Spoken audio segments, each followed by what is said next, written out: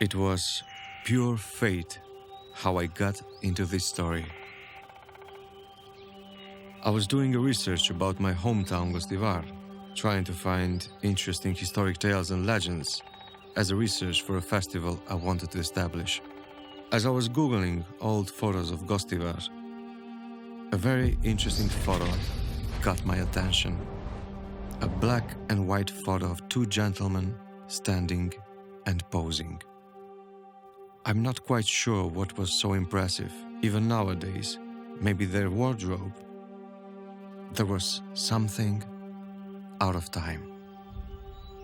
That something made me click on it, and a whole new world opened to me. It took me to Robert Elsie's website, where I read the Viennese scholar who almost became the king of Albania, Baron Franz Nopcsa, and his contribution to Albanian studies. A baron who almost became king of Albania? How come I never heard of him, and what he has to do with my hometown Gostivar? Thus, I continued to read. On 26th of April, 1933, the Neue Freie Presse in Vienna published the following article: Bloody drama in der Singerstrasse. Scholar commits murder and suicide. As we have already reported, the 55-year-old lecturer, Baron Franz Nopcsa, shot his longtime secretary, the 45-year-old Albanian Bayazit Elmas DODA, yesterday morning in his 4-story apartment in house number 1 of Singerstrasse 12, and then committed suicide at the desk of his study by shooting himself through the mouth. The autopsy showed that the secretary received 2 gunshot wounds at almost the same spot on his left temple, and that these bullets went right through his skull and came to rest in the upholstery on the back of the armchair. Nopcsa seems to have prepared the deed carefully. A number of sealed messages of farewell were found, as were a sealed will addressed to a Viennese lawyer and a few other documents. That material motives may also have been involved can be deduced not only from a testimony from his maid who had not received a salary for 4 months, and from the fact that Franz Nopcsa, who was devoted to his books and collections, had been planning to sell off his extensive library containing many unique volumes. A letter to the police.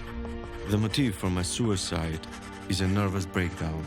The reason that I shot my longtime friend and secretary, Mr. Bayazit Elmas DODA, in his sleep, without his suspecting at all, is that I did not wish to leave him behind sick in misery and without a penny, because he would have suffered too much. I wish to be cremated. Wow. Immediately I knew that this would be an incredible story for a feature film. I read everything Dr. Elsie had on his site, realizing that Baron's secretary, Bayazit Elmas DODA, was from a village near my hometown, hence the collision with this story. But very soon, I realized that there was so little about these 2 men on the internet, as well as written publications. So in order to get the whole picture and one day have a solid screenplay, I realized that I had to do investigative work on my own and document them. And how an actor would document? By filming. That's why this is documentary film. A 5-year-long investigative documentary film about the life and adventures of Franz Baron Nopcsa and his lover and secretary, Bayazit Elmas DODA. And these are only the most relevant facts about their lives. Due to time length concerns and due to the inability to depict some of their adventures in this genre, they are better left for the feature film or written media, as he wrote every detail brilliantly in his memoirs.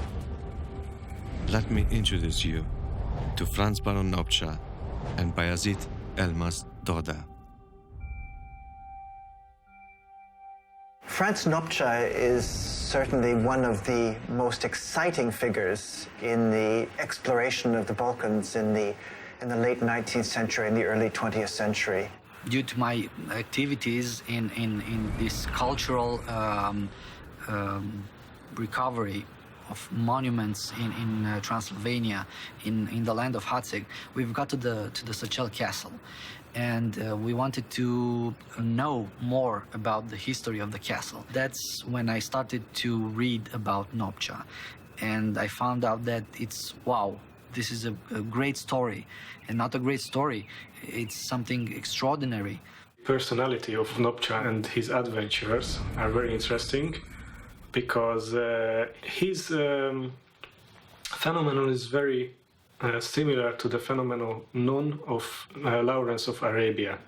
Like a James Bond, not like James Bond, like Indiana Jones. Sadly, we lost most of the sources about the life of Nopcsa. So if we like to reconstruct his life or we'd like to understand his personality, we have to base our knowledge on his memoirs. But the control resources were destroyed in the interwar period in Vienna and in 1956 in Hungary as the Soviet army occupied Budapest and Soviet troops attacked the National Archives. In the buildings, the sources about the Nopcsa family was destroyed. So it's not easy to deal with this personality because on the one hand, he isn't as interesting as Lawrence of Arabia. On the other hand, we have to use our imaginations. And then if we like to understand him, we should understand the world where he lived. Nopcsa was born in the Austro-Hungarian Empire in Transylvania, which was part of the empire. He was Hungarian, ethnic Hungarian. His mother tongue was Hungarian, but the language of scholarship that he used was primarily German. He was born in Deva in 1877, but he was raised here at the family castle in Sachel. He grew up mostly here in Sachel. He had one brother and one sister. Franz Nopcsa was the last male member of the family. His family had relations with the imperial court in Vienna. They were not high aristocracy, but were well known. It wasn't called Nopcsa in the beginning. It was called Szilvasi. And somewhere in the 16th century, a member of the family was called Nopcsa, meaning knight in Romanian. It's an archaic form of the word knight. This name became a family name for that branch of the family. We know more about the last four members of the Nopcsa family. One important character in the history of Transylvania was Franz Nopcsa's grandfather, which is Laszlo Nopcsa, governor of Hunedoara County until the revolution in 1848. And he also remained as a legend character in people's minds due to a novel written by the Hungarian writer Jokaj Mór. He wrote a book, it was called The Poor Rich, and it was about a thief, a Transylvanian Robin Hood-like type of thief, a baron that was called Hatzegi Baron. In the book, he was robbing the noblemen, also the imperial gold from the wagons that were going to Vienna with gold from the mines in the mountains. And he was supposed to rob them in the middle of the night wearing a black mask on the face. That's why the name, the black face. Nobody knows if the legend is true or not. Laszlo Nopcsa was very, very bothered by this novel, which came out during his lifetime. And he actually went to trial with this writer, but he never won. The trial ended 3 days after his death.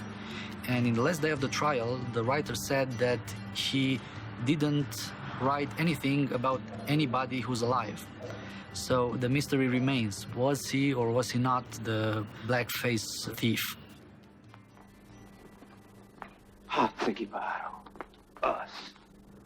Another important member of the family was Laszlo Nopcsa's son and Franz Nopcsa's uncle. He was known as Franz von Nopcsa because he was the chancellor of Empress Elizabeth of Austria. He has taken this German-type name, von Nopcsa, Franz von Nopcsa. He was preoccupied by natural sciences. In the estate of Sachel, where we are right now, next to the castle, he actually developed a big park with lots of trees and plants brought from all parts of the world. It was like a botanical garden. He was very, very close to his nephew, Baron Franz Nopcsa, the paleontologist. Another important member of the family was Franz Nopcsa's father, the other Franz Nopcsa's brother, Elek Nopcsa or Alexius Nopcsa. He was the founder of the Society of History and Archaeology of the county of Hunedoara. He was also a military man. He was a hussar in the Imperial Guard of Emperor Maximilian of Mexico. He was able to study in Vienna as a young man at the Theresianum, was interested in paleontology, in geography. At first, he was not sure whether he would prefer the paleontological studies or the geological studies or archaeology or such things. He was a very Renaissance man. One of the most interesting occurrences in Nopcsa's life was very early in 1895, when he was a young man. He was wandering with his sister, Ilona, in a region called St. Petervalva in Transylvania, and he came across dinosaur bones.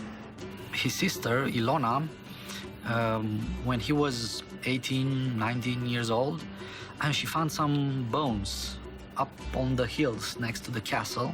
Due to the fact that Franz Nopcsa was studying in Vienna, in the Collegium Theresianum, studying geology, she gave him the bones and asked him to ask his professors what type of bones are those big bones. Because the legends here in the village were that giants were living here sometime in the past, and those were giant bones. And this inspired him to enter the field of paleontology. He sent the bones, he recognized that they were dinosaur bones, and sent them to a professor in Vienna, who then invited Nopcsa to Vienna to study paleontology. Franz Nopcsa went to Vienna with the bones to his professor, to the geologist Edward Seuss, and asked him, what type of bones are these? And the professor said, those are dinosaur bones. You have to study them. And he said, I want to study them. I'm interested. What should I do? Because back then, it wasn't something to study in the university, paleontology. And the professor said, just study it. He started to study it by himself, to buy books about dinosaurs, to make contacts with scientists, and he learned more and more and more about the dinosaurs. At any rate, in 1899, in Vienna, he held a lecture before the Austrian Academy of Sciences on dinosaur remains in Transylvania. And this lecture was very well received. But it wasn't enough for him. He wanted to know how the dinosaurs moved, how they reproduced, what the social behavior of the dinosaur was. So he slowly developed another science that nowadays is called paleobiology. He's recognized worldwide as the father of paleobiology. He soon became one of the leading scholars in the field of paleontology and went on to develop some very important theses in the field of the development of dinosaurs. He came up with new ideas, very interesting ideas. The dinosaurs that he discovered here were smaller than the dinosaurs from the rest of the world. He wanted to find out why. And studying geology and paleontology, he found out that 80 million years ago, this place of the world was an island. So the land of Hatzeg was an island in the big Tethys Ocean. The dinosaurs here had to adapt. That's why they remain small, dwarf dinosaurs. He didn't feel happy just to discover the bones and to put them in some museum. He wanted to know exactly how those dinosaurs look like. He discovered only parts, fragments of bones, and he reconstructed the entire dinosaur, starting from those little bone fragments. Nobody until Nopcsa actually draw a dinosaur and imagine how it looked like and how it moved, because he also did some sketches. Back in those days, it was very popular to do animations, to draw on many pieces of paper and then to make it like this, you know, and to see the movement. And he did that, drawing a dinosaur moving. running actually. So he was the first to draw an animated dinosaur. Actually, the first cartoon made in America was about a dinosaur.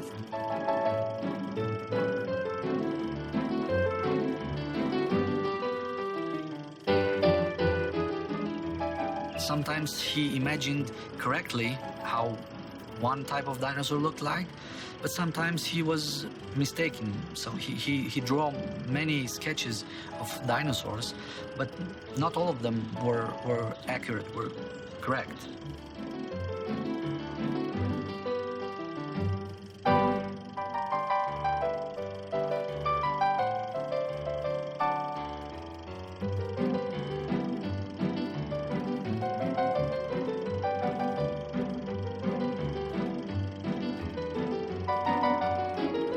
He kept all the bones until the last period of his life, when he started to be short on money. He had to sell the bones. He sold the bones to the Natural Science Museum, the British Museum in London. He always thought that that museum is the only museum that should have called itself a museum, because it was so big and full of everything. And it's the place where he went perhaps every year to study different fossils from all over the world and to be in touch with everything what was new at the time. He learned from others, from books, and never had studies in this domain, even though he was the founding father of paleobiology. When he finished his studies, he received some money to travel, as was custom in the period. From his uncle, the other Franz von Nopcsa, he got 2,000 crowns, and he planned a trip to Greece to do some hunting and to study a bit of the geology of Greece and of the Greek islands. And then he went to Albania. In the first section of the memoirs, entitled Studies and Initial Travels, we encounter the young Baron in the wild northern Albanian mountains for the first time, in a region which few foreigners had ever glimpsed and survived. On his return from Greece, after finishing his doctorate at the University of Vienna in the summer of 1903, Nopcsa traveled from Skopje via Prizren right through the heart of the Albanian Alps to Shkodra in order to visit the Austro-Hungarian consul there, Baron Bornemisza Gyula. His first days in Albania began with a truly Albanian experience. It was near Gjakova that I first got a glimpse of the northern Albanian Alps sparkling in the sunlight. At that moment, not really understanding all the consequences the journey would have for me, I decided to set off and explore that region.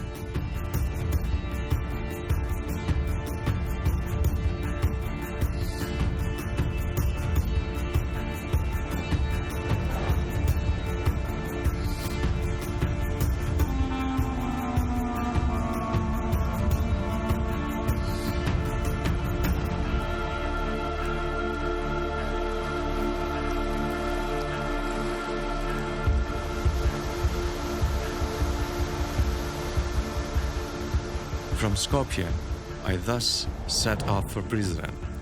There, I was given 3 zaptis for the trip to Shkodra.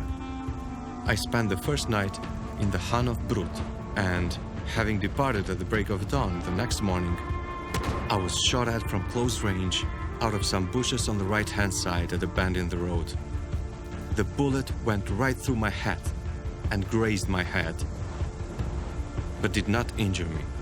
I leapt off my horse, sought shelter and wanted to fire back, but was unable to catch sight of the criminal. At that moment, I had the very unchristian feeling of being a hunter laying in wait to shoot game.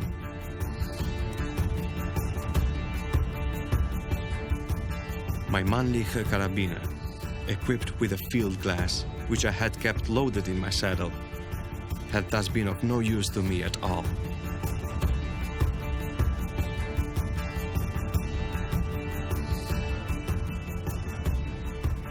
The rest of the journey from the Vizier's Bridge to Shkodra passed without event.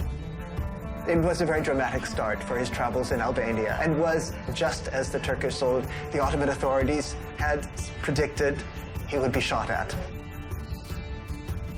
Subsequent travels in the northern Albanian mountains went off better, and Nopcsa learned to love the country and its headstrong tribes.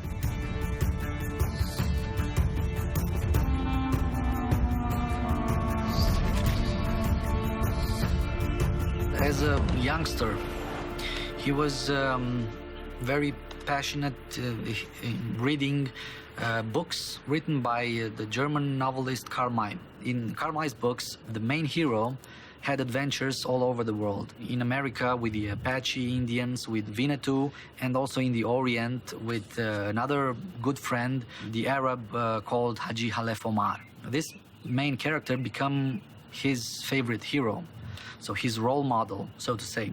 In one of the Karl May's books, one character is looking for dinosaur bones in South America, in a place called Gran Chaco, which in Quechua language means hunting ground. This place here, the name Hatzeg, comes from an old German word, composed word, Hatz, which means hunting with dogs, hound hunting, and Jäger, which means hunter.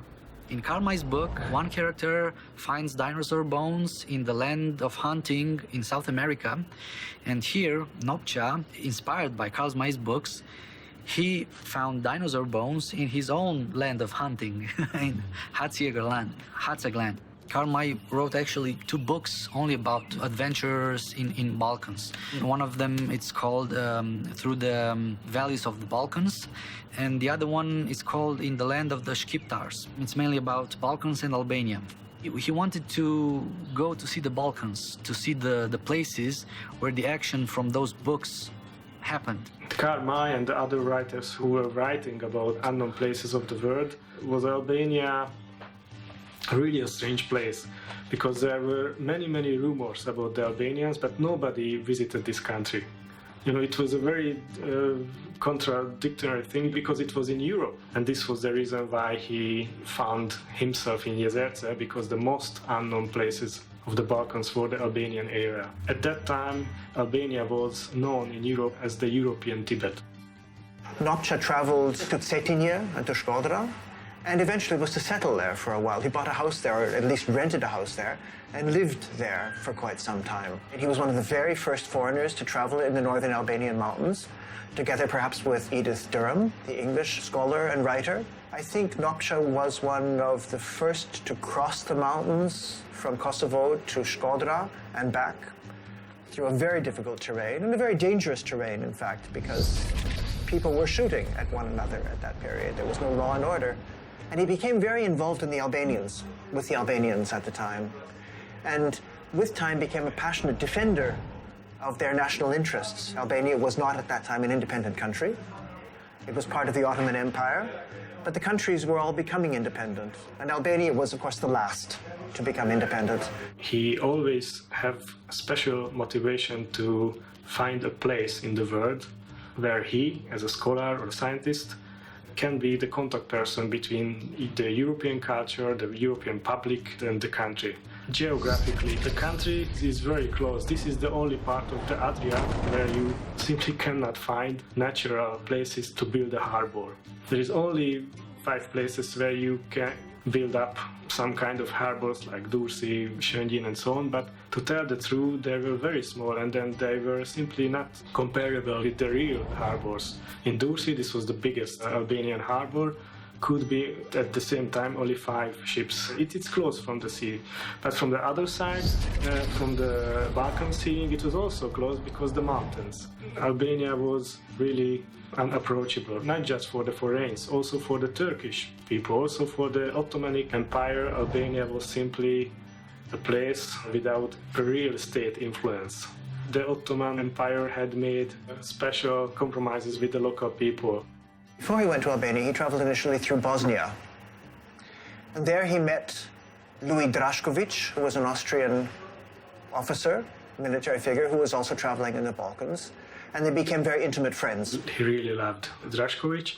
To find a lover in the person of Louis Drašković made the distance between him and the family even greater. Drašković died later, of course, to Nopcsa's great grief. And I think after a couple of years he met DODA.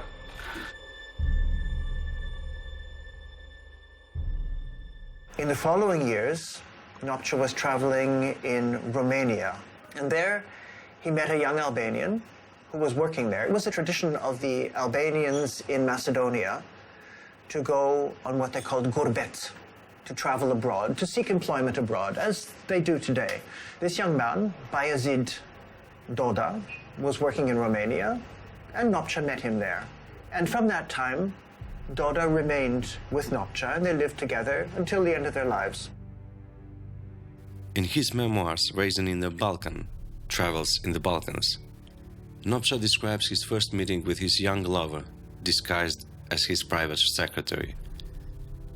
On 20th November 1906, in Bucharest, I met Bayezid DODA. Since that time, Bayezid has been with me, and since the death of Louis Drašković, he has been the only person who has truly loved me and in whom I had full confidence, never doubting for a moment that he would misuse my trust. He, of course, had his failing, but I was more than willing to put up with them. Once again, we have a very strong resemblance between Karl May's books and the life of Nopcsa and DODA. In Karl May's books, the hero had a very, very good friend, a Muslim friend, this Haji Halef Omar, the Arab. And Nopcsa, the Christian, had this very, very good friend, Bayezid DODA, Muslim. DODA can be considered, as I see it, as the shape of Nopcsa, as the other side of his personality. They are together one man from the point of view of Nopcsa. Nopcsa without DODA or DODA without Nopcsa. DODA served as Nopcsa's private secretary, which was an acceptable position.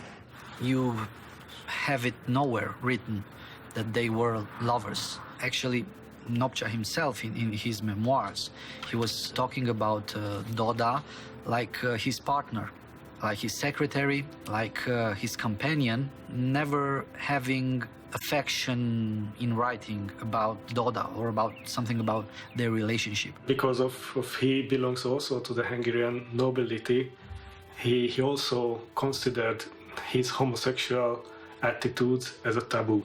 Of course, people did not talk about relationships, same-sex relationships. And he simply refused to write about it in his memoirs. If you read between the lines, you can understand certain things in the memoirs. You can understand his relationship with DODA. He was not outcasted from the society because of his homosexuality, but this part of his private life was a taboo for the society. Homosexuality was against the law. People went to prison at that time. You know, it was a dangerous thing. Janë të mundshëm. Një përjetën e tyre si dash Nopcsa. Po tani unë edhe atë e kam dëgjuar, po ajo për ne s'ka në një rëndësi edhe unë nuk kam tu atë po më mësohet. It was the same as the anti-Semitism at that time. The anti-Semitism and the attitude toward the homosexuality was the same. Throughout Europe, I would think, one had to be very careful. He was completely destroyed when his Serbian lover died. And he said in his memoirs that he found peace along with DODA. Tani unë di për DODën, për Bayezid DODën, di që ai jo vetëm e ka shoqëruar, por ai ka qenë ruajtës i tij, ai ka qenë dashamirës i tij, ai ka ruajt edhe jetën, po e ka ndihmuar Nopcën që të kryej ato eksplorime.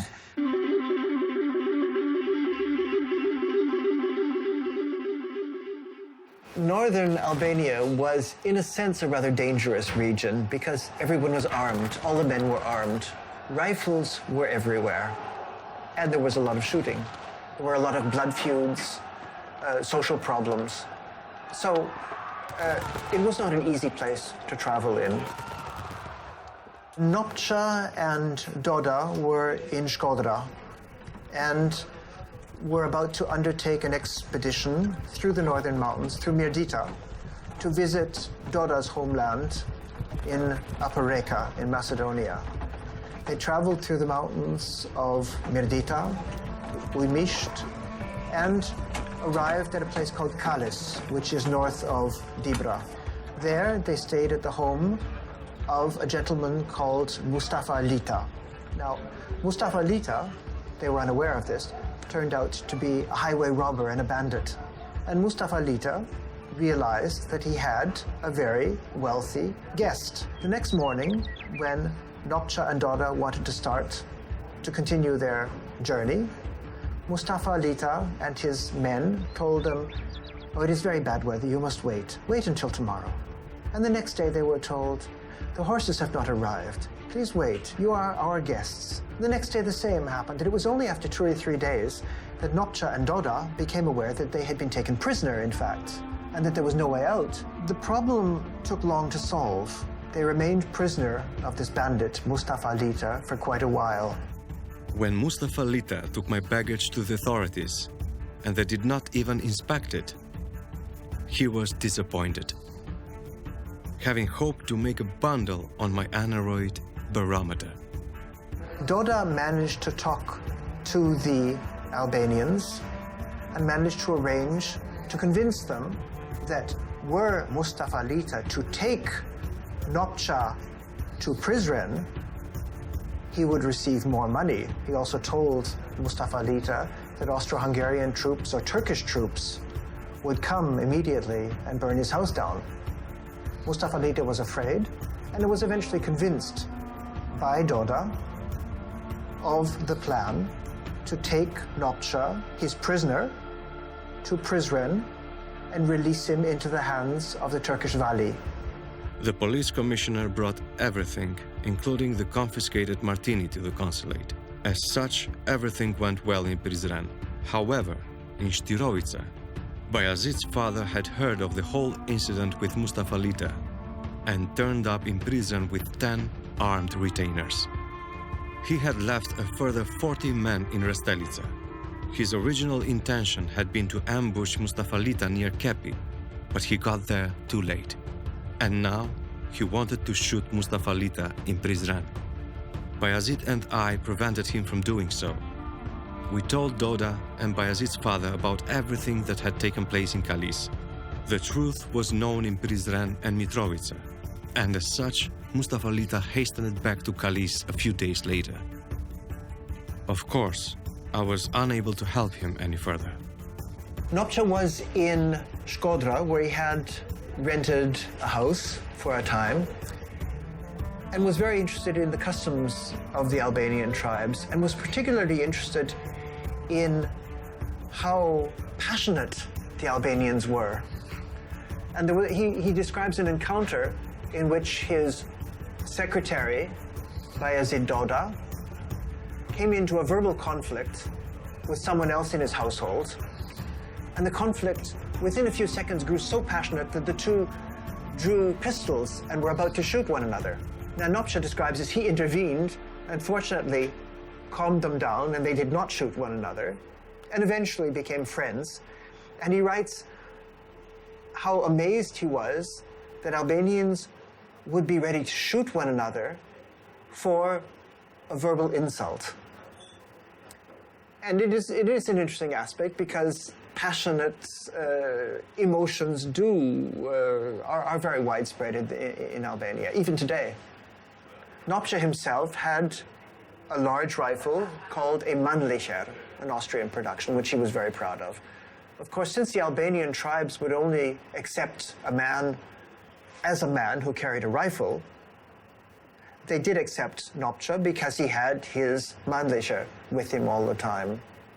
The northern Albanian tribes were also a center for the buying and selling of rifles. In Prizren was a great center for the production of arms, but also arms flooded in from all over Europe, perhaps all over the world, we could say. wherever a new arm was produced, it ended up very soon in northern Albania because there was a market for the production of arms there. His plan was in the beginning to go hunting and to shoot some pictures, but not necessarily to study Albania. His interests were initially geological. He wanted to explore the highest mountains, Jezertse in northern Albania, which he climbed, he and DODA, and took with him a Kodak. He bought himself a very fancy and new photo camera, which was the best of that time, Kodak #1. And cameras were very rare at the period. The Kodak camera evolved, I think, around the year 1907. So he would probably have had one of the first cameras in the region.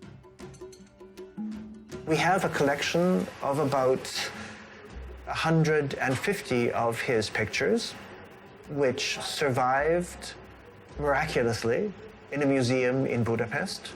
A beautiful collection of old photographs of the northern mountains, some of the mountains themselves, but many of the Albanian tribes, of the people he met, photos of Austrian consuls, photos from Skopje, from Kosovo, a lot from the Shkodra region, from Mirdita. Fascinating pictures. I would suspect that the native tribes did not realize what he was doing when he was taking photographs because they had never seen a camera. So they were not posing in the sense that they would have later. They were just standing around, smoking their cigarettes, burying their rifles, talking to one another. And so we have some really beautiful original photographs of the period, very early, probably among the earliest photographs taken in the northern Albanian mountains. Po, ai e ka shikuar Shqipërinë me shumë dashuri, me shumë mirësi, edhe llogaritë deri aty, sa edhe në pozitë e tij, unë thot, faktikisht jam dhe shqiptar. Do të thonë Shqipëria është një vend, edhe kështu e kanë theksuar dhe tjerë që kanë bërë, që ai ka qenë me vërtet hungarez, por ai sa ka qenë hungarez, ka qenë shqiptar, kaq shumë e ka dashur, kaq shumë e thotë edhe në pozitë që e ka lënë me titullin Kolec Marku, ishte një malsor nga bregu i Matës, ku kishte mike shkote shpesher në shtëpi gjatë ekspeditave të dhe banon të aty edhe ky ishte vrar pastaj, po e donte shumë këtë mik të tij dhe ja ka vu Kolec Marku ti në pozit me një fjalë, një pseudonim të vetin, a kupton? Kolec Marku me një fjalë Nopcsa, Franz Nopcsa. Pastaj, deri në vitin 1921, ka ardhur sa për të verifikuar në një gjë, për të mbledhur në një gjë të re, e pas në 21-shit nuk ardhë më. Nuk ardhë sepse ishte edhe i smur me, sigurisht, nga një plag që shkaktua në kokë edhe ka bërë 3 apo 4 operacione, se nuk e maj mend mirë, që i kam letësuar unë. Nopcsa became a passionate defender of the interests of the Albanians in the Balkans. He was a scholar. He was the author of about 7 or 8 books and about 150 articles in different fields, in the fields of paleontology, in the field of geology, and in the field of Albanian ethnography. Franz Nopcsa është, ta themi me një përcaktim, një nga albanologët më të shquar që kanë eksploruar disa vise shqiptare dhe kanë shkruar për Shqipërinë. Sigurisht, të flasish për jetën e Nopcsës, për eksplorimet, është një univers gjërash që është e vështirë t'i thuash me një bisedë kështu të shkurtër, sepse ai ka shumë, ka ardhur llogaritë, i thonë 13 vjet të vi këtu të rrije me muj të tërë, dhe ai rrinte deri 1 muj, 2 muj, rrinte edhe atje në përshatra, pa ardhur fare në Shkodër. Ai ka shkruar me dashuri, ka një literaturë që referon të jashtëzakonshme nga Ballkani, nga slavët, nga grekët, nga këta të perëndimit e tjerë, për Shqipërinë, për shqiptarët. Ai me vërtet u bazua në ekspeditat e tij në Shqipërinë veriore, veçanërisht veri perëndimore, ku ai gjeti, si thuash, një areal ku ruheshin shumë zakone, shumë tradita, shumë gjëra të vjetra, mes tyre kanunin që dhe përgjithsisht i themi kanuni i Lek Dugagjinit ose kanuni i maleve, ai thotë që është shumë i vjetër dhe tamam që është formuar, ai është i mesjetës hershme, do me thënë i shekulli 6 deri 11, por që është si thuash që është sistemuar përfundimisht, është shekulli 13, e krahason me një fiz gjerman të antikitetit, prej ka lidhje. Tani, këtë krahasim e ka pas bërë, për kanunin e ka pas bërë edhe Hani, dhe Hani e kërkotin dhe këte, që janë, është një mbetje e indo-europianëve, një fjalë bashkësisë indo-europiane, si me thënë, si çka ardhë gjuha indo-europiane, si që është mitologjia indo-europiane, ka pas edhe një të drejtë popullore indo-europiane. Vlerësoj për atë që ka zbuluar, për shembull, ai nga Kliçevaci ka parë në terakota këtë gjubletën që ka veri Malësia Madhe deri në Kosovë. Edhe e krahason me Kliçevacin e Bosnjës, Hercegovinës, edhe ato terakota dhe dele njëjta, edhe pastaj me ato të Kretës, dhe mendimet e tij kanë marrë gjithë shkencëtarë si të mirëqena të origjinës llogarite, që ato terakota janë të periudhës bronzit, duke kërkuar, ka për shembull më përhapur është kjo fustanella. Ai ka parë që atë kim pasë dhe ti lirët e kanë pasë shqiptarët, ka folë për Labanen, një mbules kokë për i shiut e deri këtu, për Dalmatika që përmenet romakët e tjerë, nga fjalla Dalmacine, në kuptohet Dalmatika, një lloj veshje, pak e shumë si një këmish gjatë, pak mish, pak fustan, si thuash, që është trashëguar deri në kohën tonë, e një seli zbulimesh që ka bë krahasime, jo vetëm i ka parë, po ka shkuar në muze, deri ka shkuar në muze në Beograd, ka shkuar në muze të ndryshme të Europës, ku ishin ruajtur për të bërë krahasimet edhe për t'i shpjeguar. Ai me vërtet si jetë në malsinë, në kuptohet që ka shkuar shtëpi në shtëpi, në kuptohet, atje ka fjetur, atje ka grën, atje ka najt me ata banor, në kuptohet se diku edhe morrat i kanë shkuar mbi atë gjaketën e tij, se kjo ishte jeta të themin kohën e luftës parabotërore. Po është edhe një problem që unë faktikisht e kam shkruar, ka qenë koha e luftës, që nga viti 1918, gjithë një luftë këtu, edhe në kohë lufte çdo gjë bëhet rumuj. We have preserved 7 or 8 notebooks of his, which are in the National Library in Tirana, where he noted all sorts of little things, the cost of his meals in a restaurant, the people he met, there are little sketches. And on the basis of these notebooks and of his memories, as an older man, he wrote a major book of memoirs called Travels to the Balkans, Reisen in den Balkan, written in German. It's a huge book, which was published a few years ago, of his travels, in which he details everything that he saw and everything that was going on in the Balkans at that period.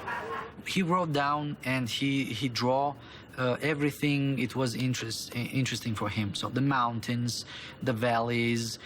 He studied the geology of Albania. He also did some diggings in ancient graves, tumuli, discovered some interesting pieces of antique craftsmanship and also old coins. He drew funeral stones, ancient funeral stones, traditional outfit and traditional musical instruments. He was writing about everything, how it is used, when do they dress like this, when do they dress like that. He was learning dialects, and he was even writing in Albanian. Nopcsa was a public figure in Balkan studies. To what extent he was actually working for the Austro-Hungarian government, I don't know. I don't think so. Of course, we never know about spies, who they're actually working for. His spying activities started when he was young. When he went for the first time in Albania, he took some pictures, fortifications, roads, Turkish army, pictures of railroads, and things that are important for the military in case of war.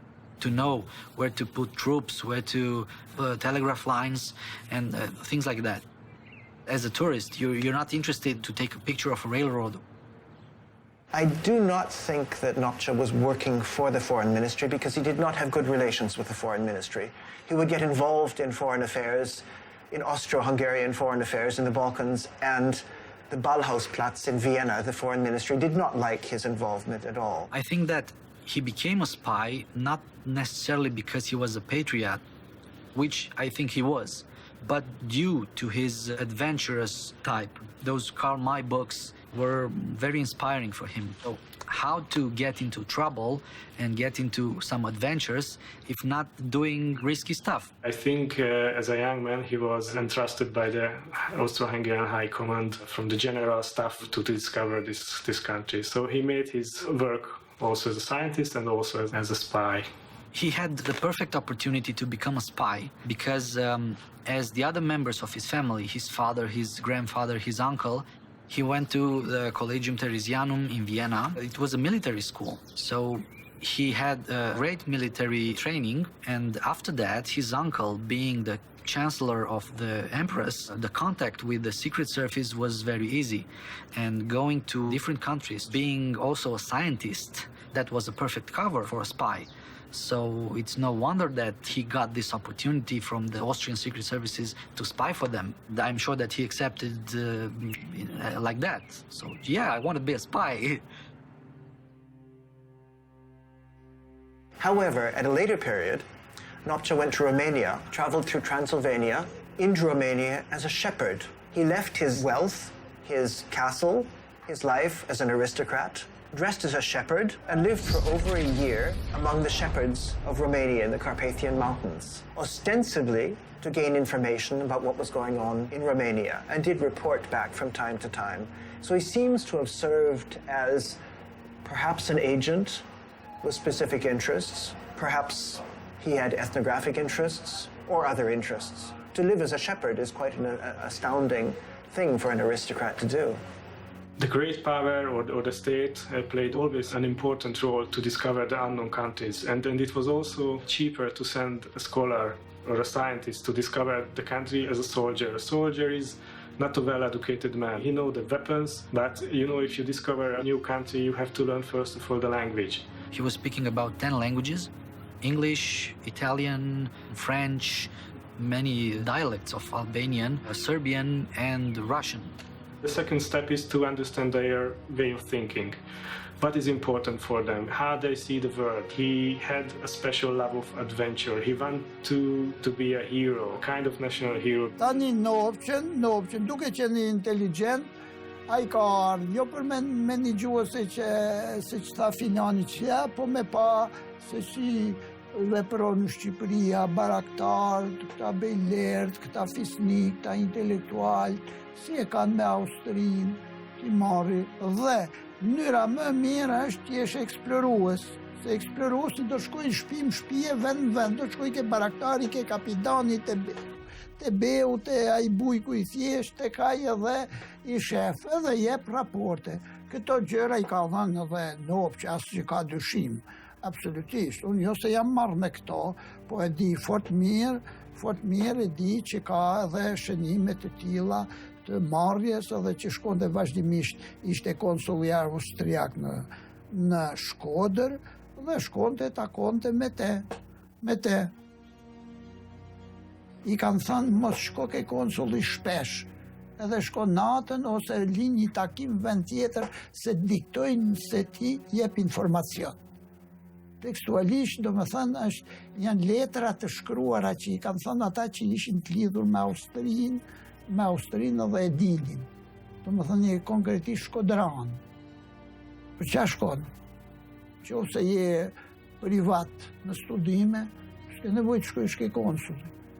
Edhe a i shkon dhe ke konsulli që të informacione që këta janë me sërbë, këta janë me grekte, këta janë patriote, këta janë me italiane, këta janë me austrinë, shko të ja qonë. At a later date, Nopcsa writes that DODA's family was murdered. His father was murdered and his brother was murdered because of Nopcsa's involvement in Albanian affairs. The family were murdered for political reasons, apparently by the Serbs. At least that is what Nopcsa tells us, because of Nopcsa's involvement in Albanian affairs. We have a remark in the memoirs where Nopcsa says that he was once down with malaria in Shkodra and was not able to complete an expedition that he wanted to complete in the mountains, and sent DODA up into the northern mountains to photograph the peaks and the geological structures. So DODA was up in the mountains with the Kodak, taking pictures on his own, recording the heights of the mountains and the geological structures. Traveling with Nopcsa, seeing Nopcsa in his writings, in his scholarly investigations, in his research, made an impression on him. Later, when they were living in Vienna, DODA decided to write a book himself. He had seen Nopcsa write how books were written, I would imagine, and decided to write a book about his home village in the Upper Reka Valley in Macedonia. DODA writes about his region, about the ethnography of the region, the folk culture of the Albanian tribes of Upper Reka, in a region where there are no people anymore. He describes what for me is the most fascinating part, is the fact that the shepherds of the mountains of Upper Reka in Western Macedonia would take their sheep, their flocks in the winter, all the way to Asia. They would travel for months through what is now northern Greece, almost to Istanbul, in search of green pastures. And he describes the travels of the shepherds with their flock and how they survived, and how they then returned in the spring to Reka, to the mountains of Macedonia and Albania. DODA left this monument, this manuscript, which he completed about 1913, just before the beginning of the First World War, because he was afraid. He had a sentiment that destruction was to come.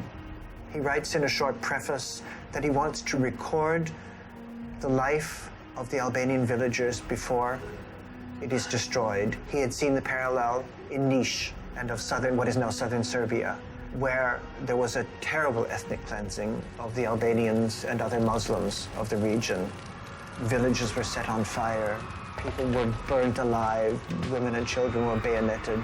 There was a massive flight of Albanians from southern Serbia into Kosovo. And he was afraid the same would happen. And indeed, it did happen.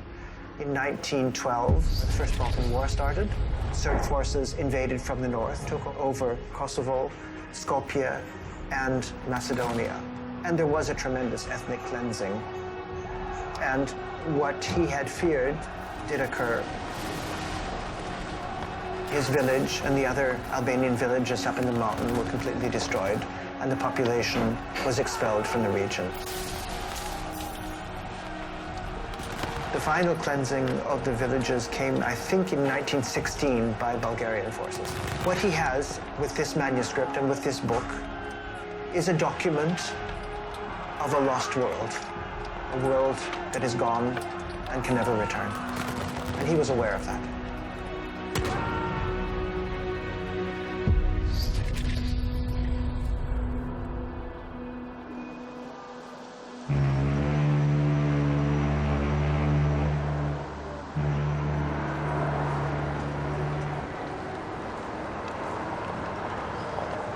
Nopcsa's involvement with Albanian affairs continued not only during his travels in Shkodra, but also in Vienna. He was very active, also very active politically on behalf of Albania. Albania was of great political interest at the time. The great powers were involved in the Balkans. The Ottoman Empire, which owned much of the southern Balkans, the Austro-Hungarian Empire, Italy, and further afield, Russia, Germany, France, and England. They were all involved in the Balkans. And it was a very troubled region. The countries wanted independence. The Austro-Hungarians had occupied Bosnia and Herzegovina, which caused the annexing of Bosnia in 1905. Albania was then the next country, and Nopcsa was right in the middle of it. It was actually Ismail Kemal Bey-Vlora who declared Albanian independence in November 1912. He had been to Austria-Hungary and had the support of Austria-Hungary to declare independence. The prince or the king of Albania had not yet been selected, and Albania was formally under Ismail Kemal Bey-Vlora, although Ismail Kemal Bey-Vlora did not have much control of the whole country. He actually only had control of the region of Vlora. It was an independence very symbolic, not realized. In fact, the Albanians of all over the world understood that something has to be discussed in order to present the big powers the problems that Albanian nation, not Albanian state, Albanian nation, would have been faced in the future in order to build the new state. The problems were a lot. The problem of borders, the problem of territories, because they feared that the new Albanian state will born very little in front of the Albanian ethnical area. Nopcsa was one of the people who helped to organize the Conference of Trieste. Trieste at that time was part of Austria-Hungary. It was not part of Italy. It was organized with the support of the Austro-Hungarian authorities, and Nopcsa was very involved. He tried to assist the Austro-Hungarians, but quite often they didn't listen to him. The foreign minister refused to meet him on several occasions. He had very good contacts with one foreign minister and was able to inform the Austro-Hungarian authorities about what was going on in Vienna. But then another foreign minister came with whom he did not have good contacts, and his influence in Vienna waned. As you know, Trieste was part of the Austrian Empire, was the third town of empire after Vienna and Praga, but it was the most important harbor, maritime town of the empire. I think the Albanians, when they decided to have a congress to discuss the future of their nation, were in some way helped by the Austrian government in order to organize the congress here, for political reasons, of course. Austria-Hungary is not considered as a typical colony or a great power because Austria-Hungary never had a colony, but his Albanian policy, his Bosnian policy can be regarded as a kind of colonial policy because he wanted to have a country outside the borders which could connect it to the sphere of influence of him. And then Albania was the very right country because for the great power who wanted to save this position, one important condition that he should send warships against the world. Albania was on the opposite side of Italy, and if Italy would have occupied the Albanian part, then they could close the passage through Otranto. So it was a strategic interest of Austria-Hungary to make from the Albanians. The Congress was presided over by Faik Bey Konica. When Nopcsa arrived, he was greeted by Faik Bey as a great friend of the Albanians. And then Nopcsa was faced with having to speak before the Congress and held a speech in Albanian. This at the time was very rare for a foreigner to know Albanian, and mentions in his memoirs that with the exception of Consul August Krall in Shkodra, there was no one else who could speak Albanian, who would be able to stand up and give a speech in Albanian. He was very proud of himself. In the programme of the Congress, at the order of the day, There were 4 points. The fourth one was to discuss about the form of government. It was to become a principality, a kingdom, and there was no decision as to who was to be the monarch. Nopcsa was probably the person with the most knowledge of Albania, of any Western figure, of any Western aristocrat, and he had offered his services to become king or prince of Albania. Actually, he had the support of the northern tribes, and also because of this episode in Shkodra when he saved the city from bombing, suddenly, during the Congress of Trieste in 1913, he made up his mind. I want to become king. But after the program was just printed, the president of the Congress, Faik Bey Konica, decided to amend this 4 points and not to discuss the problem of the form of government during the Congress, thinking it would be better wait for a more safe moment for the Albanian nation and state, because everything was in doubt.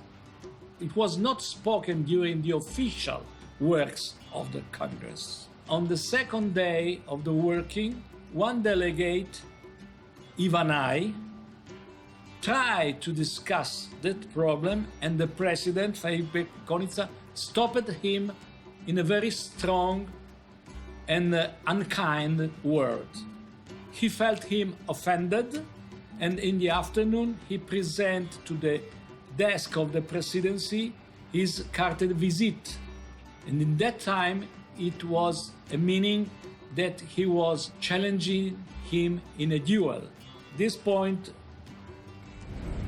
can seem not important, but this is the proof that in the official works it was not discussed the problem of the form of government. And also the other problem, immediately subsequent, of the candidacy to the throne. In the Congress, there were present 3 candidates to the throne. One it was Baron Franz Nopcsa, one it was Prince Gica from Romania, and one it was Marquis Castriota Skanderbeg, Marquis of Auletta, an Italian, an Arbrecht, descended from the Georgi Castriota Skanderbeg. I think that they have discussed the problem, but outside the hall of the Congress. Probably in the Café degli Specchi, where it's told that the congressmen used to gather in the evening, later, after the works were finished.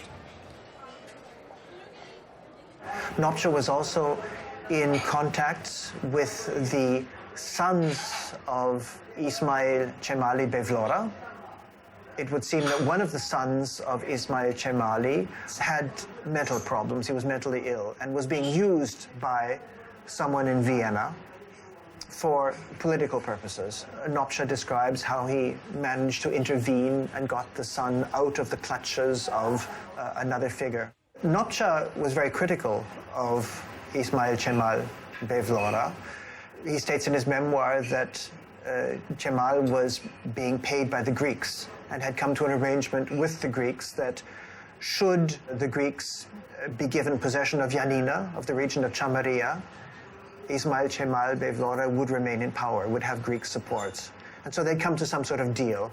And he mentions also financial advantages for Ismail Cemal Bevlora in connection with his position as head of state of Albania. I don't know too much about Ismail Cemali.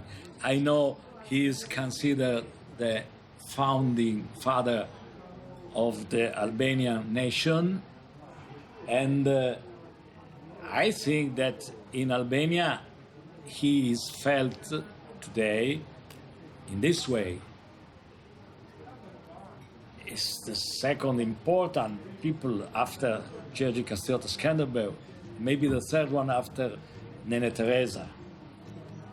The problem was that the son of Ismail Cemali was sent to Trieste as a representative of the Cemali family, not of the Cemali government, of course, I hope. But he had problems. He had no money, not for buying cigarettes, or for paying the hotel. And so somebody took care of him for paying his expenses, but as Nopcsa says, only for having him as an hostage in order to control the father, Ismail Chamali, and maybe hoping to arrive to decide for choosing somebody as a candidate of the throne. When Nopcsa realized this fact, decided to pay himself the expenses of here. For which reason? I think for the same reason of the other two, for interest, for hoping to be appointed as a prince of the Albanian future state. As my opinion, all these three candidates were not very well behaving, because you cannot ask one nice morning of your life and ask, "Hello, gentlemen, may I become king of Albania?" You know, he wasn't a royalty. He didn't have blue blood. You know, he was only a baron. We were talking about actual Albanian prince, like Prince DODA, like Prince Kastrioti, the heir of Skanderbeg, and about the Romanian Prince Gica, who also was a candidate. So he had no chance whatsoever. Even so, he was also thinking about a strategy. His project of becoming king of Albania, of course, involved money.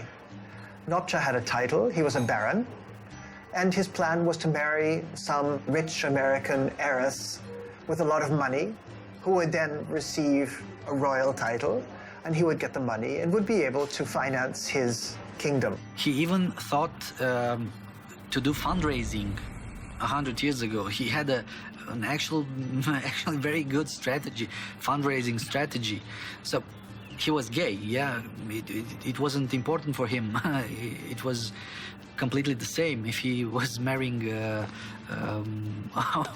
someone from America or some other girl, because it was only for like business.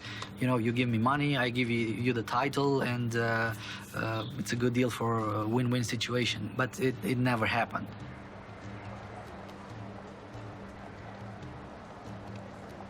At the last moment, the president of the Congress decided to amend this point of discussion in order to wait a more safe moment of the Albanian problem.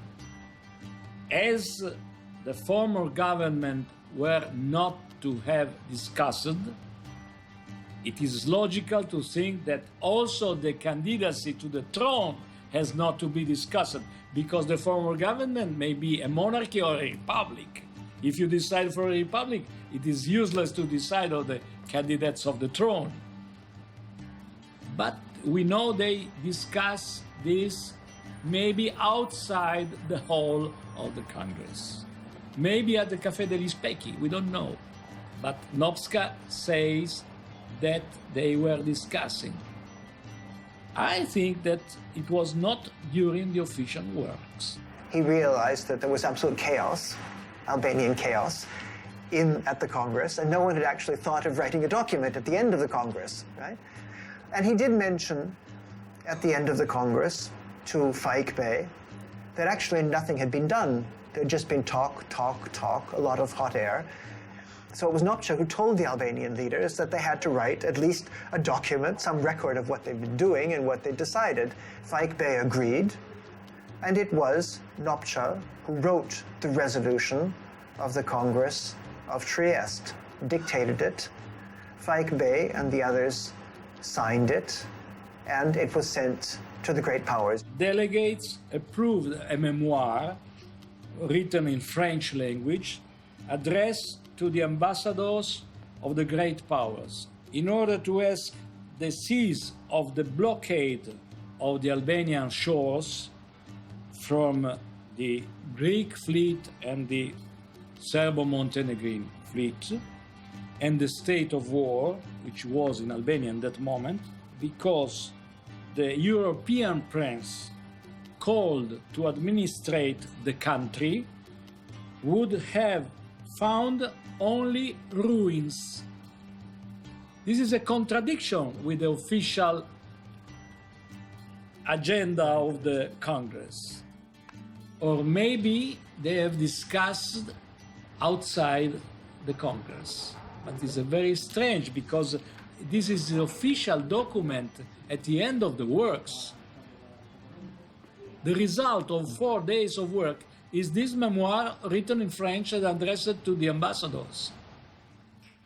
It was, in fact, not the words of the Albanians that were sent to the great powers, but the words of Franz Nopcsa. Why 4 days later they wrote this word? The European prince and so on, so on. We don't know. Maybe Nopcsa knows.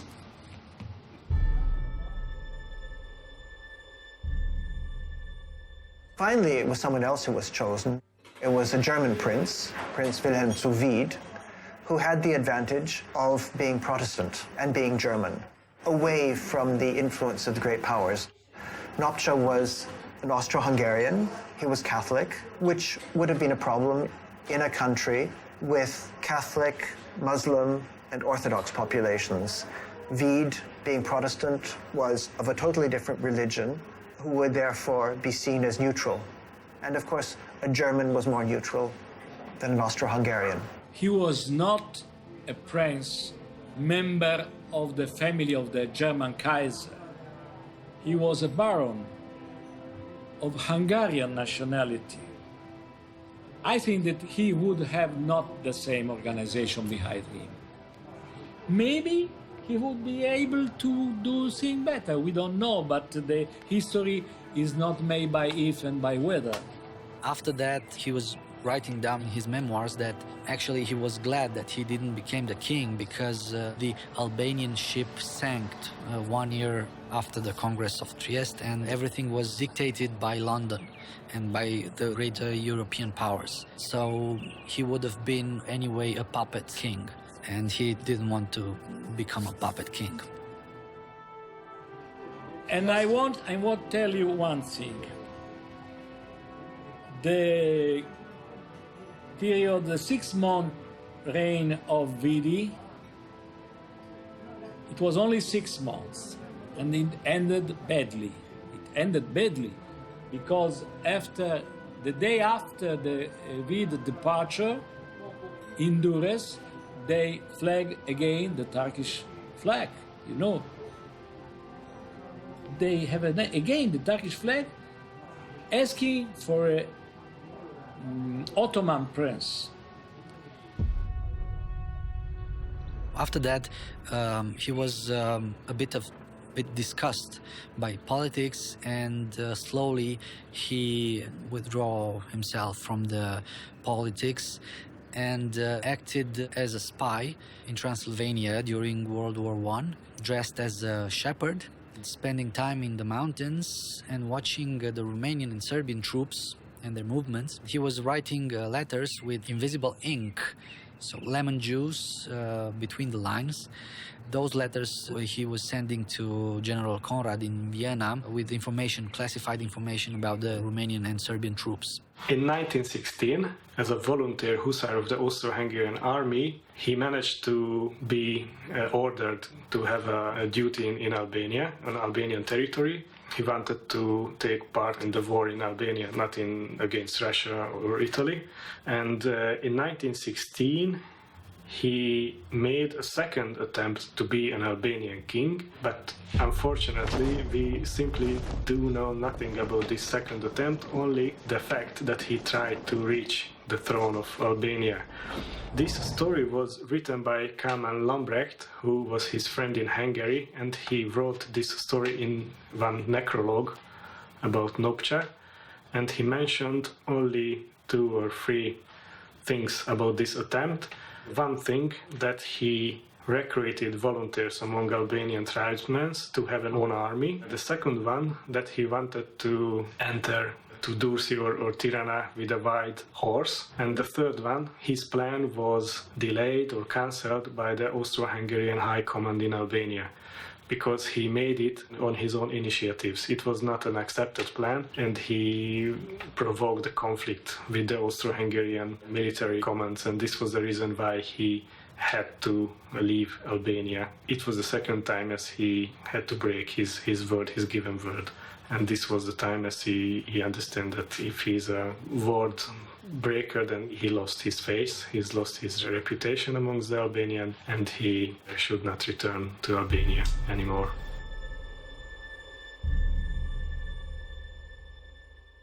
After the First World War, things changed. A major event in his life was that he lost his property in Transylvania. Transylvania had been under Austro-Hungarian control. It had a primarily Hungarian and German population.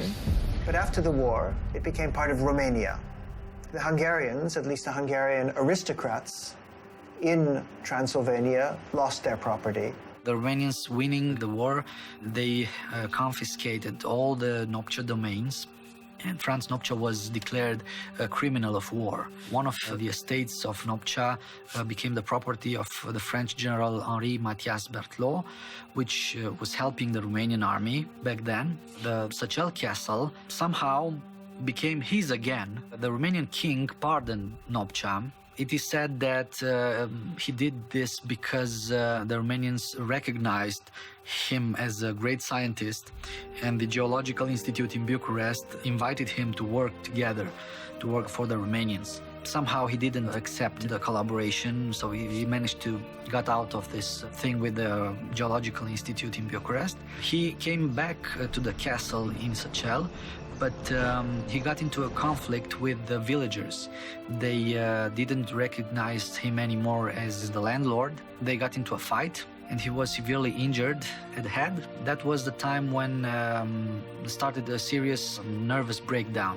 Thanks for the help from Said and some Albanians who were officials in his estates, he could be saved and transported to Hungary too. All the people who served Nopcsa were Albanians, and they must have been the members of the DODA families. For example, one servant of Nopcsa, the brother of his secretary, lived in Budapest as a businessman. In the testimony of Nopcsa, Nopcsa named the brother of DODA as the person who would inherit his library and belongings in Budapest. Another interesting episode, after he ran away and the Romanians, well, mainly the communists, years after that, become the owners of the castle, they burned all the library that Nopcsa had in the castle. It was a big, big library. The old villagers still remember that the fire in the courtyard lasted 3 days. So 3 days to burn all the books Nopcsa had. It was a great loss. Those books were also manuscripts from those 180 works that he has written. So he had to run away. He went to Budapest. He became the head of the Geological Institute in Budapest. But this was a job he accepted for money, because not having the family estates, the money was short. He had to work to be employed. He settled in Vienna and devoted himself more to scholarship. He didn't travel very much after the First World War. His major publications were prepared in the years after the war, in the 1920s. It was a downfall from the status of baron to that of an employee, and then, being short of money. He was probably not a happy man in his later life. He had ambitions of becoming the director of the Institute of Geology in Budapest, but did not get the position. Was disappointed at that. Nopcsa then went to London, took the young DODA with him. He had friends in the scientific circles, but only as a scholar. He communicated with his colleagues only as a scholar. He refused to speak about his private emotions and feelings. He was rather respected from the other side, and I think he shared this kind of emotions only with DODA. The role of DODA in the interwar period can be researched through the necrologues about Nopcsa, because the seaside was a story. The headlines, not just in Austria, also in Hungary, and partly in the journals of the paleontological societies and so on. And from these necrologues we can puzzle or collect some information about the role of DODA. I think he enjoyed to be beside Nopcsa, because Nopcsa, as an aristocrat, had the right to do everything in Vienna and Budapest, in Paris and so on. He had the possibilities to go to the elite clubs and so on, and he enjoyed to discover the world in the shape of Nopcsa. He traveled with him everywhere. Nopcsa helped him to find his place also in London, in Paris. There are some very amusing anecdotes in the memoirs about their trip to London.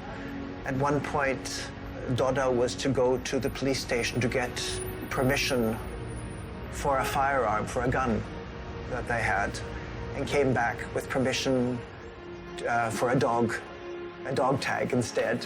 DODA thought that the dog permission means that you have the right only to kill dogs. But of course, the dog's permission meant at that time that you have the right to hunt with dogs.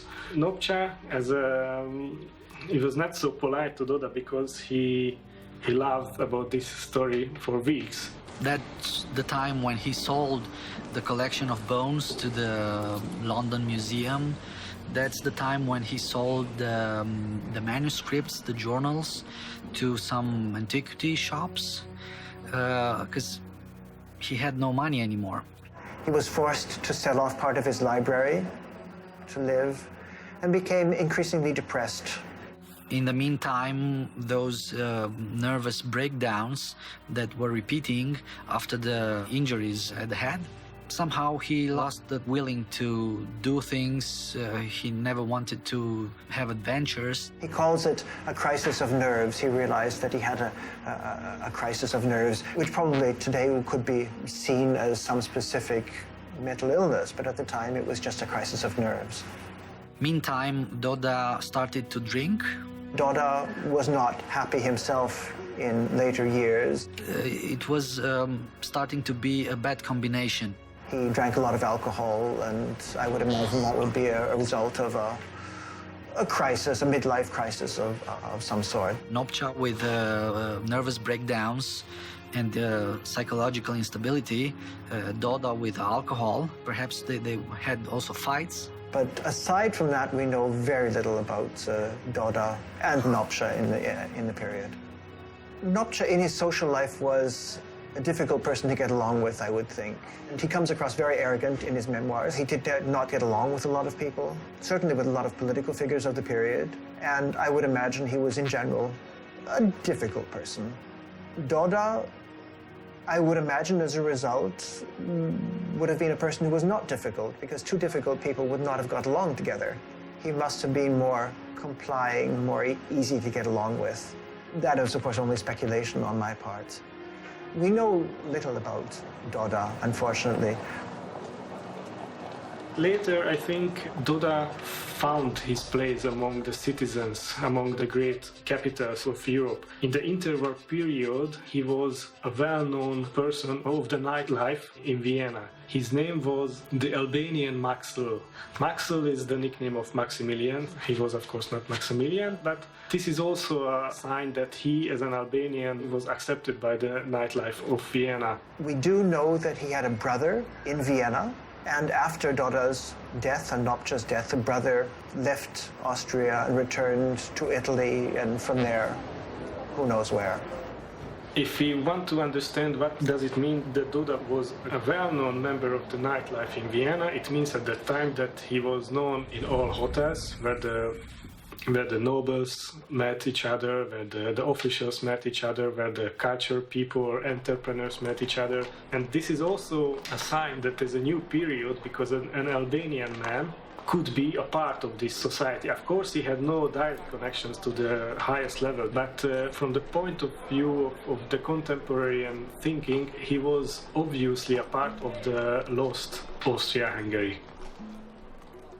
DODA was welcomed by the citizen society in Vienna. He was known from the Golden Ages because he was a secretary of the stupid baron, the dumme baron, as Nopcsa was called in the societies in Vienna, because he was always in hurry. He's always Nopcsa dealt with scientific things and Albanian questions. He had never time, so he was an unpolite person, and his head is always full with strange ideas, with strange thoughts, and he was called the stupid baron. DODA, I think he always had his contact to the casino life in Vienna in the interwar period. We can suppose, according to the Hungarian necrologues of Nopcsa, that he was a compulsive gambler. He visited the playing clubs in Vienna. The nightlife is the black side of the nightlife. And of course, the nightlife was a very good place to expand your knowledge, to collect new informations and so on, way of thinking. The Albanian Maxl is a person who is adopted, who found his place, who belongs to us, who is an Austrian now. Connections between DODA and the Nopcsa, so the interwar period, was not so close as before the First World War. It was not a bad connection, but it was not so friendly, not so intimate as before. We do not know the reason, but if we are thinking about the photos were taken about Nopcsa, we can't find such with the DODA and Nopcsa together. Only Nopcsa, or for example, as he visited Italy with a motor, there were some Italian people in to lead the motor or help him. There is simply no photos about DODA and Nopcsa together in the interwar period. It's also interesting. And I think at that time that DODA was not living together with Nopcsa. Only when Nopcsa was in Budapest or Vienna, but as he traveled around in Europe or was in Moscow, in London, in Paris to visit museums, DODA accompanied him not anymore. He tried to lead an own life. If I like to express it, there was a life after Nopcsa. I think he was a smuggler, a kind of smuggler in the after-war period in Vienna, but not in the meaning that he smuggled things through the borders, but he made business about informations, about his knowledge, because after the First World War, all the politicians who found their place in the new national states in the Balkans, the members of the VIMRO, the members of such Albanian organizations who were threatened by the Serbian authorities, Bulgarian authorities, and so on, like Hassan Pristina, they always went to Vienna to find support for their plans. Because in their mind, the monarchy still existed. Because the monarchy was the supporter of the VIMRO, was partly of the VIMRO, supporter of the Albanian national movement, and as a reaction of the new world, it was a reflex from them to go back to Vienna, because before the First World War, we always had supporting in Vienna. They simply did not understand that Austria-Hungary did not exist anymore. In the interwar period, there was no Albanian lobby anymore. There was no VIMRO lobby anymore. And the politicians who tried to find supporting in Vienna did need somebody who understands the new situations, who understands the new conditions. And I think this was DODA. DODA was the last person who with Nopcsa has a special intimate connections, and he was the last contact point to the world, I think.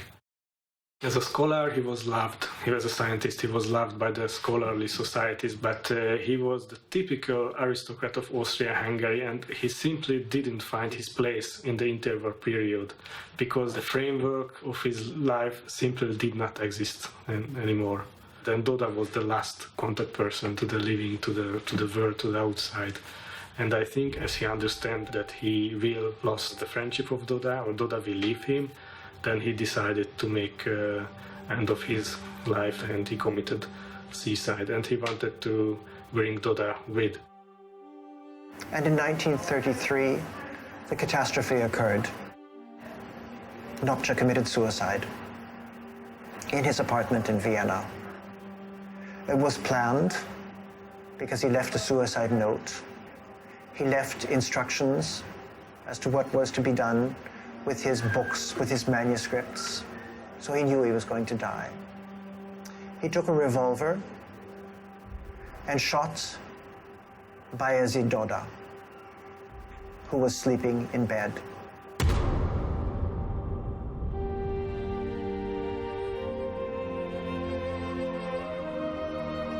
There is a police report which describes the discovery of the bodies, which describes the note that Nopcsa left. He did say in his suicide note that he had shot Bayezid because, in his words, Bayezid would have suffered too much, would not have been able to deal with the world around him. And he didn't want him to suffer. And then he shot himself.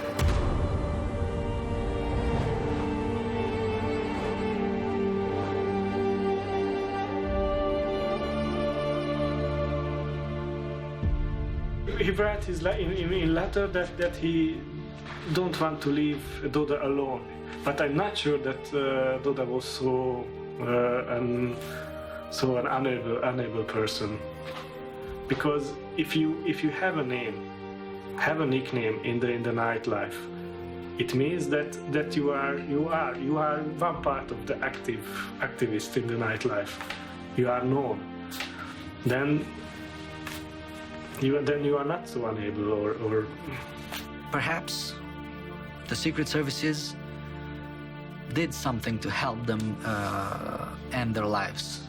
One reason could be for killing DODA that, according Nopcsa, he had a new lover.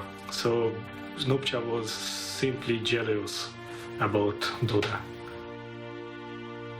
The suicide of Nopcsa and the death of DODA was a sensation in Hungary. And in the next days, many of the Hungarian journals, not just the dailies, but also the boulevards, the turmoils, wrote many articles about the life of Nopcsa. Of course, we have to interpret this information carefully. If we are critical against these journals, then we can think about that maybe Nopcsa showed this kind of life from himself. So maybe these journals wrote only the picture what Nopcsa made from himself in the 20s. But this is also a kind of information because for Nopcsa and then DODA. Nopcsa died in April 1933, and according to his wishes was cremated. His remains were interred at the Central Cemetery in Vienna. And I was there a few years ago to see if I could find some record of him, a grave, something. There is nothing that is left over. He was cremated. His urn was at the cemetery for a while. DODA was buried. DODA was a Muslim, and he was buried in the Muslim section of the Friedhof of the cemetery on the other side of the road. And according to, in line with Austrian tradition, after a few years, if no one takes care of a grave, then the remains are removed and simply thrown away after a period of 20 or 30 years. So there are no remains of the grave of DODA, and I was unable to actually find the urn of Nopcsa, if it does exist. I went to Central Friedhof, at the central cemeteries, to ask and see where were the bones thrown. I asked about both Nopcsa and DODA, not knowing that Nopcsa wouldn't be here. The crematorium is not on the same place. They said they have no records for those names. Then, by a very stupid and ignorant assumption that maybe Nopcsa was a Jew, I went to the Jewish cemetery, just next door to the Central Friedhof. The rabbi and the clerk looked into their files. Of course, no success. But my stupid mistake led to the greatest discovery. The rabbi and the clerk talked something between themselves and then called somebody on the phone and asked him how could I find two missing persons buried 100 years ago. He said the best way is to search in the Vienna City Archive. They were polite to search for the address online and directed me there. I immediately went to the Central City Archive I told the person in charge that I have only 2 names, their living address and the date of their deaths.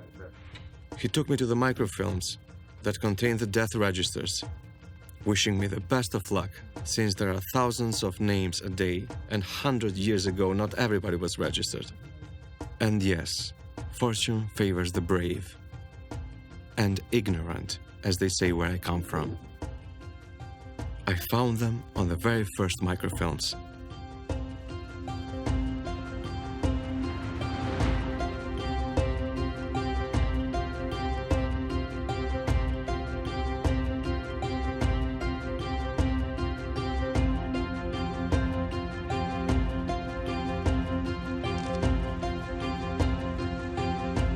I wrote the numbers by their names as I was told if I had the luck to find them, and went to the clerk.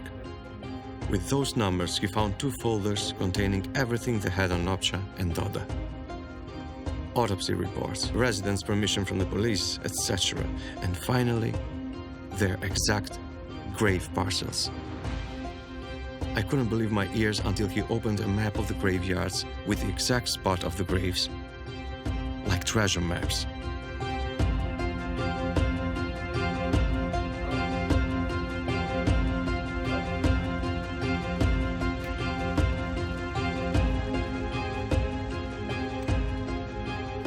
Then I realized that DODA is in Central Friedhof, or the Central Cemetery, while the crematorium where Nopcsa was buried was just across the boulevard from the Central Cemeteries.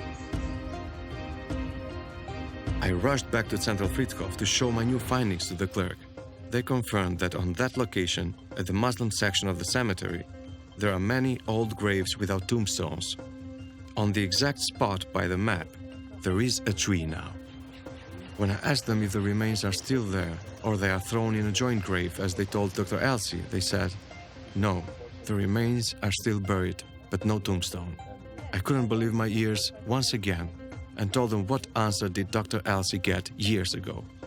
That if no one did not pay for the grave, after several years, the bones are thrown away in a mass grave.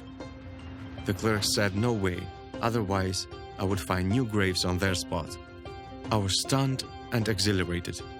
I ran to find the place by the map.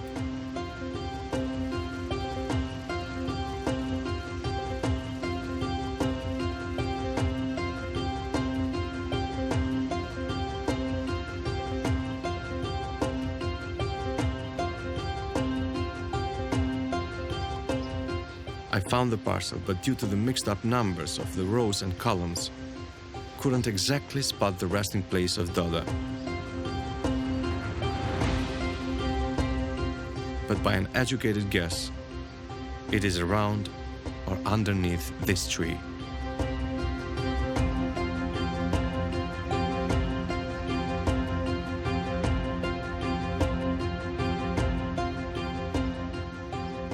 Excited and impatient by this discovery, I immediately went to the crematorium to find Nopcsa.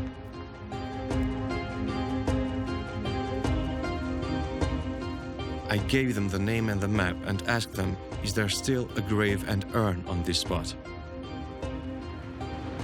They said that there is no tombstone, but the urn with the ashes are still there. A feeling of great accomplishment ran through my bones from legs up, but I was so excited, it didn't take more than a second to enjoy my victory, so I continued. I asked if someone would pay again for the maintenance. Could a tombstone be put again? No chance, they said. But the urn is there anyway. There is no logic in not being able to pay for maintenance, and most important, to mark the grave with a tombstone. No way. So I asked them to give me the contact of the general manager of the crematorium and try to reason with him when the time comes. Then I went to find Nopcsa. This time, it was much easier to find the exact spot.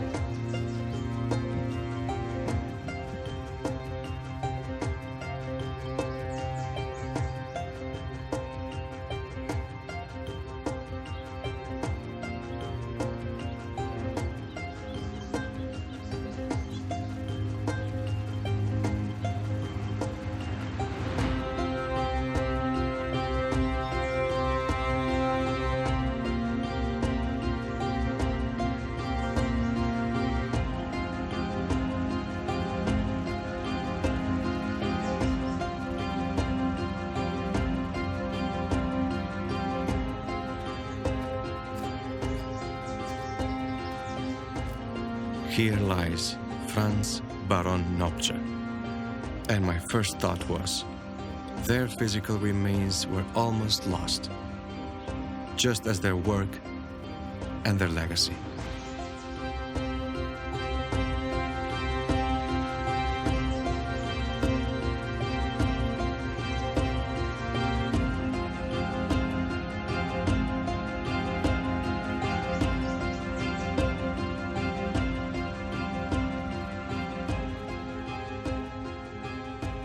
The manuscripts, according to his instructions, the albanological manuscripts were given to Professor Norbert Jockel.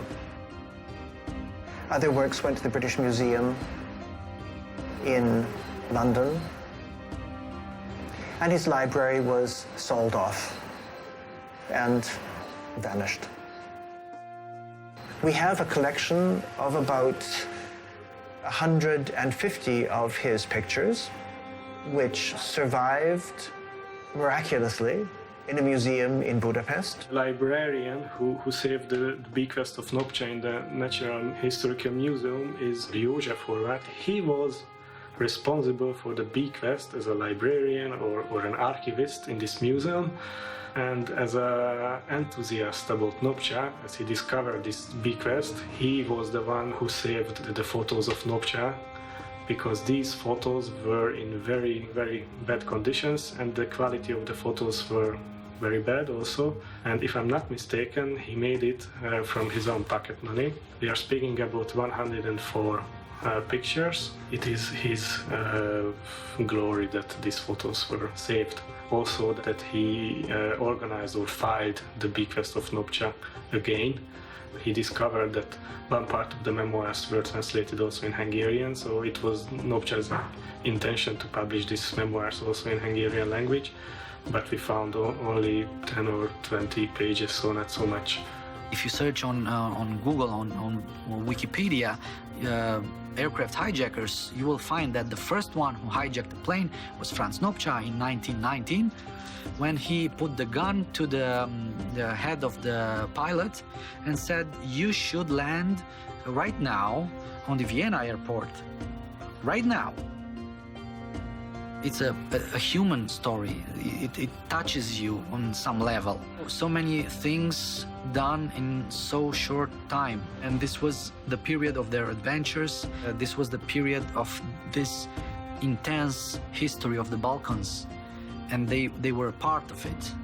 And they actually brought something and left something to all those nations, to the Albanians, to Romanians, to Hungarians, to Austrians, even to the British. They left the bones, the dinosaur bones to the British. So it's a universal value. It's a legacy. It's so powerful, this story, and so big, this legacy. And I think that we should value it. And I think that we should treasure it. And I think that we should put aside all those discriminations about, sexual preferences, about ethnicity, about borders, about everything. Everything goes back somewhere in the background, and in front of you, you have two extraordinary people, Nopcsa and DODA, and their lives and their accomplishments and everything what they did for us, and we have to treasure that. Franz Baron Nopcsa wrote 180 books. He managed to publish about 150 books. But what is amazing is that it's not writing from imagination, but it is science, pure science from many domains: paleontology, paleobiology, geology, geography, cartography, ethnography, history. He went back to history to prove that Albanians are descendants of Illyrians. He was also a politician, he was also a spy, a military man. He was doing diplomatic work in Romania, Macedonia, Albania. As one Italian scientist said about Nopcsa, he was like a comet, going very fast and bringing light to others.